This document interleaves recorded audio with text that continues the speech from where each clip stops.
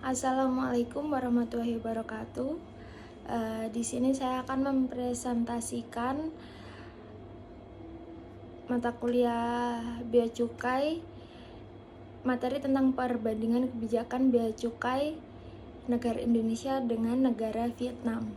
Sebelumnya, perkenalkan, nama saya Sherly Nurmayasari, NIT 2308266, Prodi D3 Manajemen Transportasi, kelas Alpha dan konsentrasi Airport. Di sini ada logo custom sendiri. Logo custom Indonesia dengan Vietnam tentu beda. Indonesia memiliki logo custom sendiri dan Vietnam memiliki logo custom sendiri.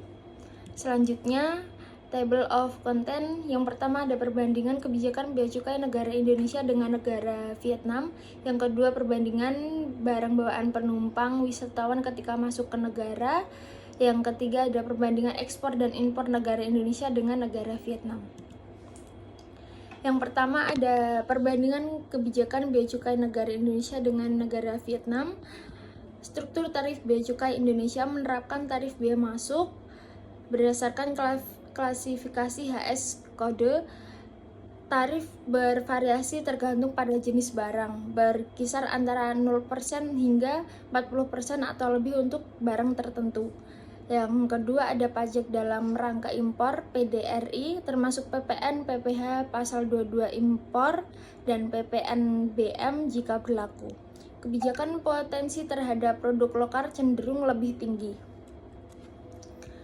Dan selanjutnya struktur tarif bea cukai Vietnam. Di sini ada pajak impor. Tarif pajak impor dihitung dengan mengalihkan nilai barang impor dengan tarif pajak yang berlaku. Tarif pajak impor dapat ditentukan menggunakan kode sistem harmonisasi atau HS. Selanjutnya ada PPN impor. Tarif PPN impor yang paling umum adalah 10%. Bea ekspor. Lalu ada bea ekspor hanya dikenakan pada beberapa barang terutama sumber daya alam tertentu. Tarifnya berkisaran 0% hingga 40%. Tarif umum PPN di Vietnam juga ada 10%. Untuk barang dan jasa tertentu tarifnya dikurangi sebesar 5%. Perbandingan batas bebas bea untuk barang pribadi Indonesia. Yang pertama ada batas bebas bea cukai untuk barang bawaan penumpang adalah USD 500 per orang. Jika nilai barang melebihi batas dikenakan bea masuk dan pajak impor. Sedangkan Vietnam barang pribadi penumpang sampai dengan nilai pabean VOB USD 500 per orang diberikan pembebasan bea masuk, dalam hal melebihi dipungut bea masuk dan PDRI dengan rincian seperti BBM 10% atau flat, lalu PPN ada 11% dan PPh ada 0,5 sampai 10% jika punya NPWP atau 1 sampai 20% jika tidak punya NPWP. Selanjutnya kebijakan perlindungan produk lokal untuk yang Indonesia sendiri.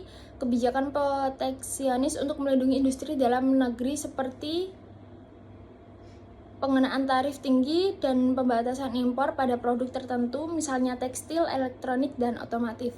Sedangkan Vietnam kebijakan sangat terbuka dan minim proteksi, fokusnya adalah mempromosikan perdagangan bebas dan menarik investasi asing. Selanjutnya ada perbandingan barang bawaan penumpang wisatawan ketika masuk ke negara Indonesia dengan negara Vietnam.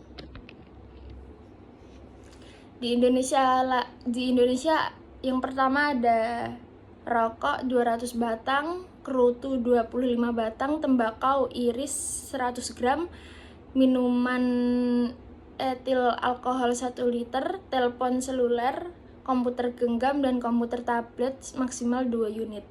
Kosmetik dan perbekalan kesehatan rumah tangga 20 buah atau per penumpang. Alas kaki 2 pasang atau per penumpang, tas 2 buah per penumpang, barang tekstil 5 buah per penumpang, dan cairan vape 100 ml per orang.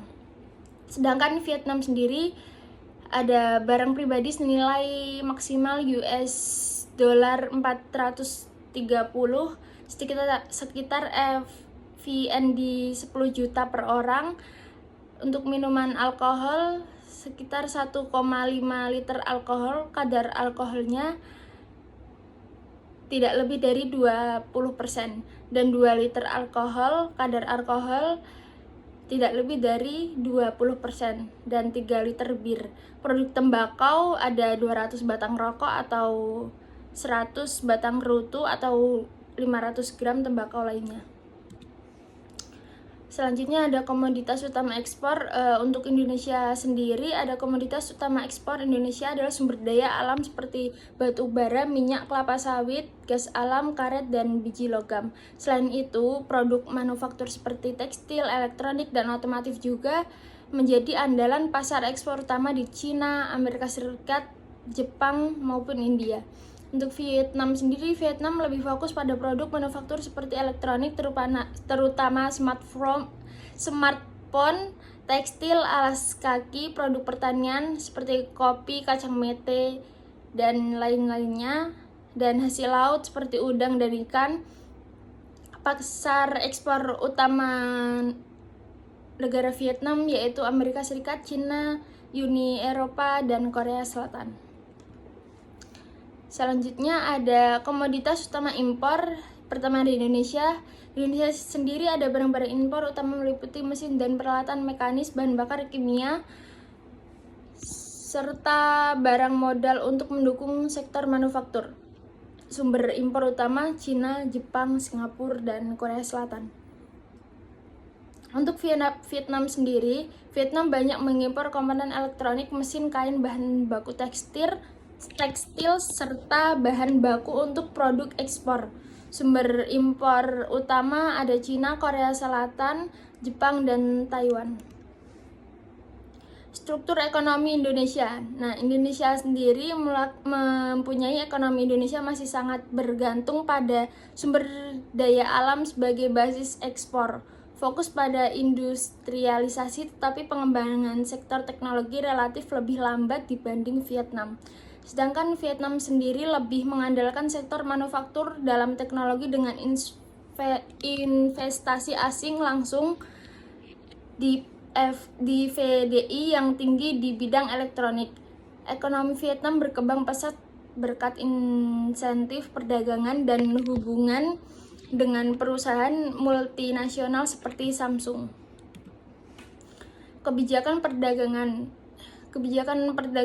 Indonesia lebih protektif dalam hal perdagangan, terutama untuk produk strategis seperti pangan dan energi, berfokus pada diversifikasi pasar ekspor dan impor.